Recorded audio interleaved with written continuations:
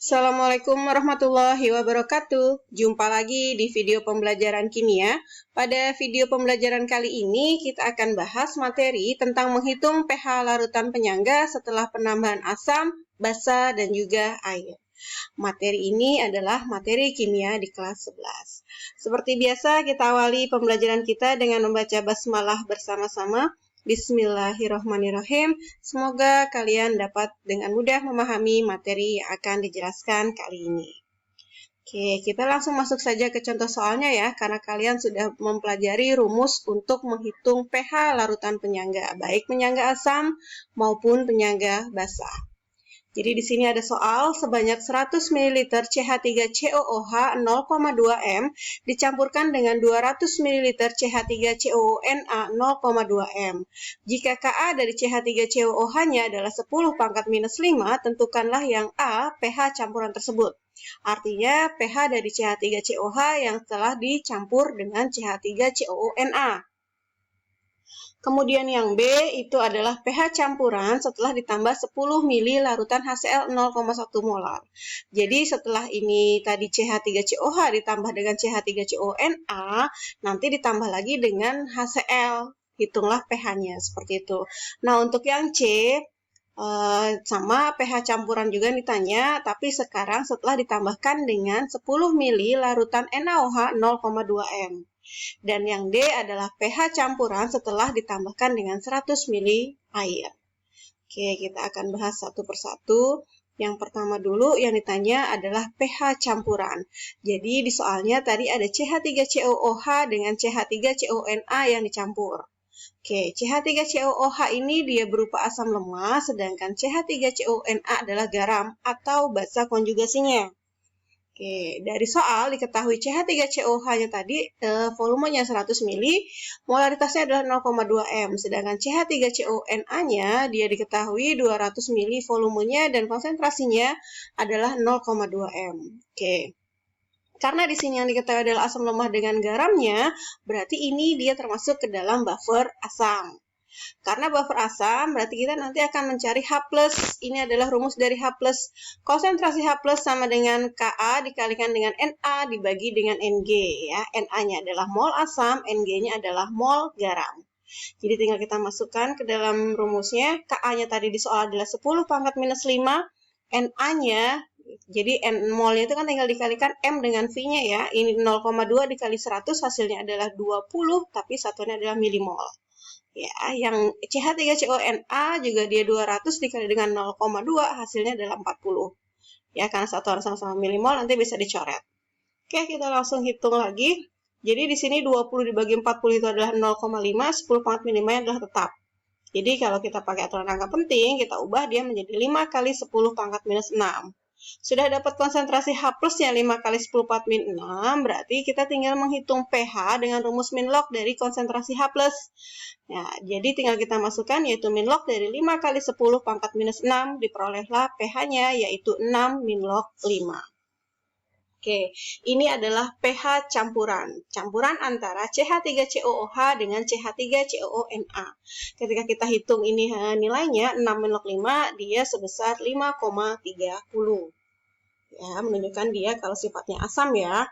Oke, kita lanjut yang B, yaitu pH campuran setelah ditambah 10 ml larutan HCl 0,1 molar. Oke, tadi di soal kita punya CH3COOH dengan CH3COONA. Ya, ini asam lemah dengan garam. Garamnya ini berupa basa konjugasinya. Kemudian di soal tadi kita masukkan lagi ini data yang tadi ada di soal ya, volume dan molaritas masing-masingnya. Nah, karena di sini campuran ini sudah dicampur, kedua larutannya sudah dicampur, kemudian ditambahkan lagi dengan HCl. Ya, kita sudah pernah bahas ketika nanti ada buffer asam, ditambahkan asam, berarti nanti asam ini akan bereaksi dengan basa konjugasinya. Ya, jadi di sini HCl, nanti dia akan bereaksi dengan CH3CONA, bukan dengan CH3COH. Jadi bisa kita tulis persamaan reaksinya adalah seperti ini. Ya, karena dia ditambahkan asam, HCl ini kan asam, berarti asam ini akan bereaksi dengan salah satunya nih, CH3COH atau CH3CONA. Karena asam, berarti dia akan bereaksi dengan basa. Nah, basanya adalah CH3COONA. Maka dari itu, kita bisa tuliskan persamaan reaksinya, yaitu CH3COONA ditambah dengan HCl. Nah, hasilnya dia adalah CH3COOH plus NaCl. Oke, kita masukkan ke dalam mula-mula reaksi dan sisa. Kita masukkan ini molnya ya, ini 100 dikali 0,2, itu dia, CH3CONa ini ya, 200 dikali 0,2, yaitu dia adalah 40, kemudian HCl-nya berarti tinggal 10 dikali 0,1, hasilnya dia adalah 1, kemudian CH3COOH-nya itu dia ini ya, 100 dikalikan dengan 0,2, hasilnya dia adalah 20. Ya, mula-mula dia 20. Kenapa di produk sudah ada? Karena kan tadi kita sudah ketahui di soal molnya volume dengan molaritasnya. Jadi kita bisa taruh di sini molnya dari CH3COOH. Ya, karena kan CH3COOH sudah terdapat dalam campuran tersebut. Nah, NaCl karena belum ada, maka kita tulis dia adalah 0 atau garis saja. Oke, setelah diketahui mula-mula, berarti tinggal kita untuk mencari siapa yang habis, bagi dengan koefisien masing-masing.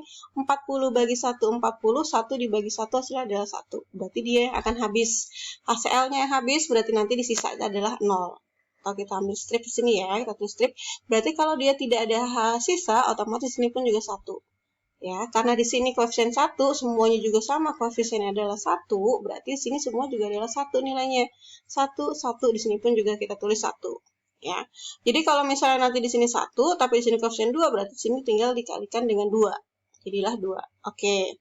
Nah, setelah itu yang namanya reaksi atau reaktan, tandanya dia selalu negatif.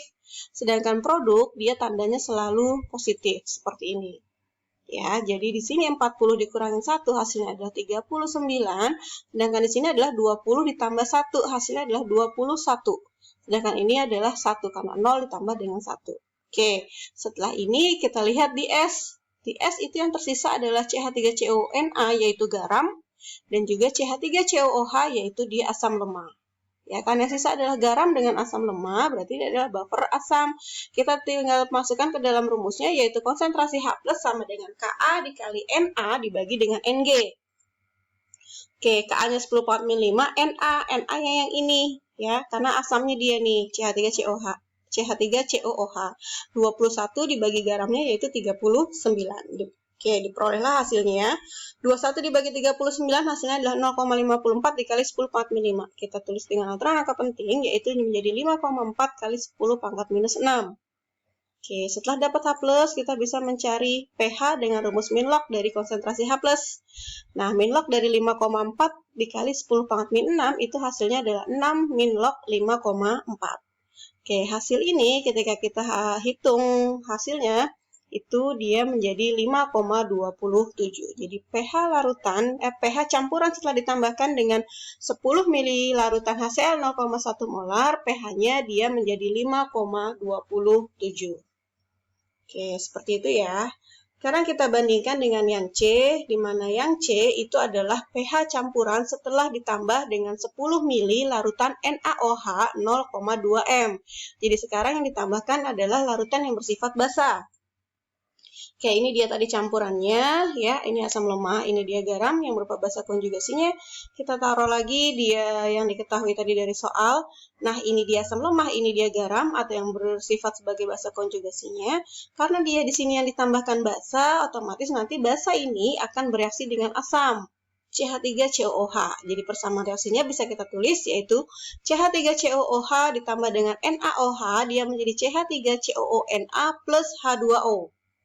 Seperti tadi kita tulis MRS, kita masukkan datanya, CH3COOH adalah ini, tinggal 100 dikali 0,2 hasilnya dia adalah 20, NaOH-nya molnya adalah 10 dikali dengan 0,2 yaitu hasilnya adalah 2, CH3CONa ini dia CH3CONa-nya ya, berarti tinggal 200 dikali 0,2 itu hasilnya adalah 40, H2O belum terbentuk. Oke, sama seperti tadi, mula-mula ini kita bagi dengan koefisien masing-masing untuk reaksinya ya. 20 dibagi 1 dengan 2 dibagi 1 hasilnya lebih kecil dia.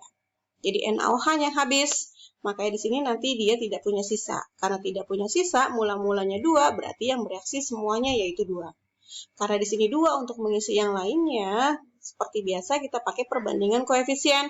Karena di sini semua koefisiennya sama-sama 1, otomatis ini semua juga isinya sama yaitu adalah 2. Oke.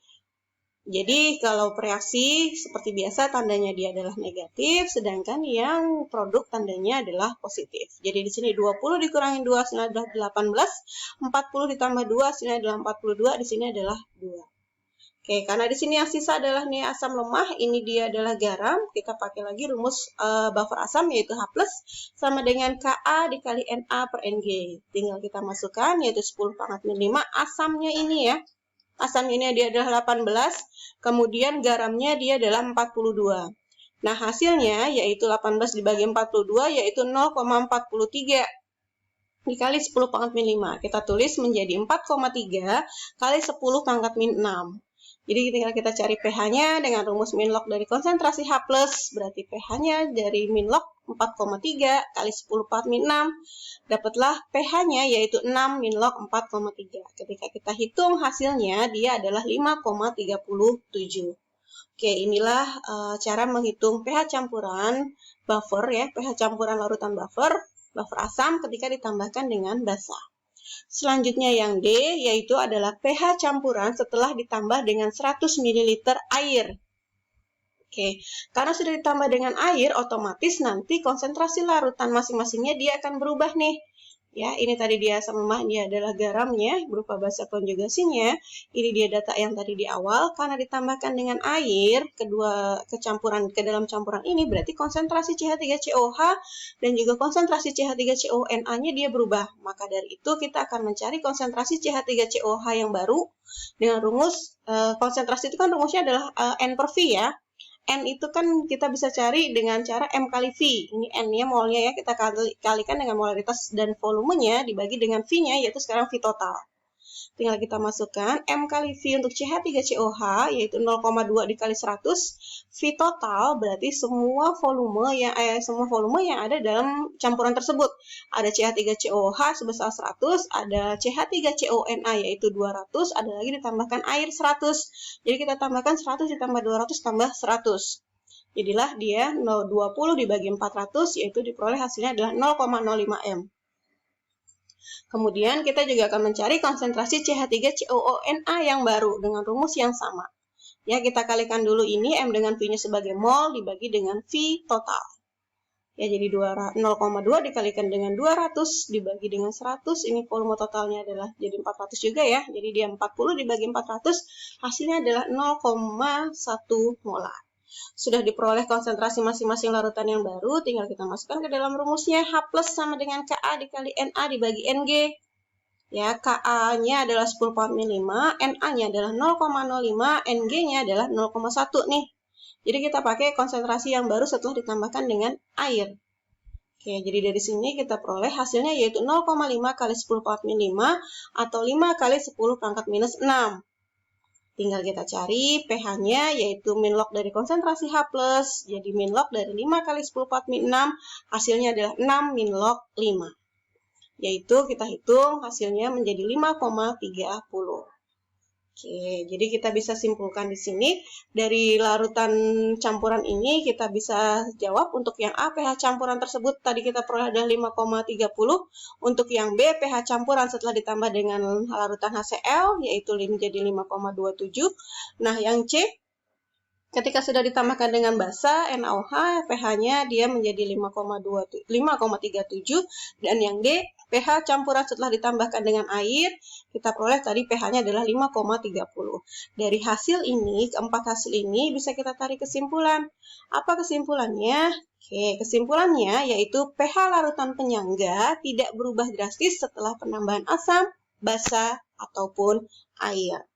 Jadi pH-nya dia mendekati ya, dia berubah tapi berubahnya tidak terlalu jauh.